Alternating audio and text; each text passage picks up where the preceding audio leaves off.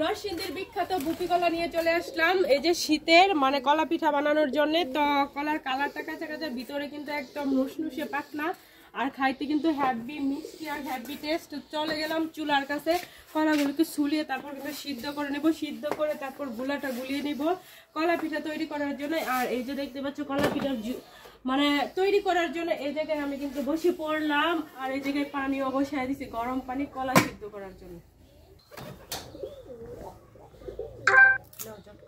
বন্ধুরা দেখতে পাচ্ছ এই যে কলা পিঠা বানানোর জন্য কলা নিয়েছি, আর এটা হলো হাতে একটা ঝুড়ি নিয়েছি, আর এটা হলো নিজের গাছের কলা। আর নিজের গাছের কলা দিয়ে কিন্তু কলা পিঠা বানাবো। আর কলাগুলি ছুলিয়ে নিচ্ছি, ছুলিয়ে কিন্তু একটা ঝুড়িতে নিয়ে নিব, নিয়ে তারপরে কিন্তু গরম পানি দিয়ে কিন্তু সিদ্ধ করে নেব। সিদ্ধ করে তারপর ওই যে কলার যে একটা কালো কালো পানি থাকে, ওই পানিটা কিন্তু একদম মানে ফেলে দিব, ফেলে তারপরে কিন্তু গুঁড়ি দিয়ে কলাটাকে মাখিয়ে নিব। তো ওই দেখতে পাচ্ছ কলাটাকে আমি একদম ছুলিয়ে নিচ্ছি, ওই যে দেখো, আর ছুলিয়ে কিন্তু একটা ঝুড়িতে নিয়ে নিচ্ছি কলাগুলো। আর নিজের গাছের কলা দিয়ে কে কে মনে করো যে পিঠা খাইতে পছন্দ করো অবশ্যই কিন্তু কমেন্ট করো। আর আমি কিন্তু নিজের গাছের কলা দিয়ে এই পিঠা বানাচ্ছি।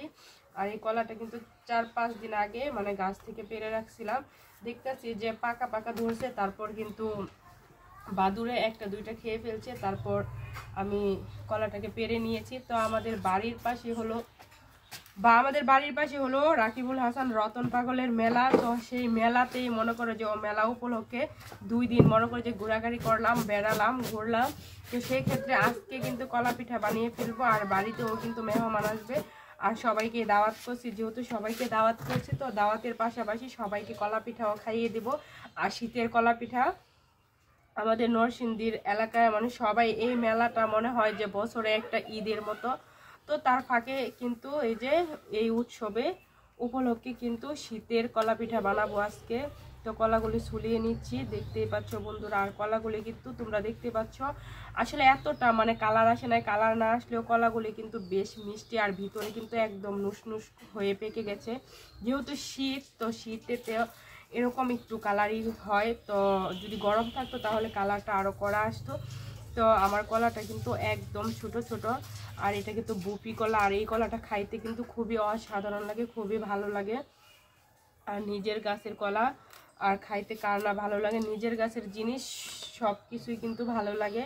তো আমার কলা কিন্তু কিছু ছুলানো হয়ে গেছে, এই যে দেখতে পাচ্ছ ঝুড়িতে নিয়ে নিয়েছি। আর আরও কিছু কলা ছুলিয়ে নিব, ছুলিয়ে তারপরে কিন্তু আমি এটাকে ভালোভাবে গরম পানি দিয়ে সিদ্ধ করে নেব। সিদ্ধ করে তারপরে কিন্তু কলাটাকে একদম কাসলাই নিব, কাসলাই নিয়ে তারপরে কিন্তু পিঠাটা তৈরি করব।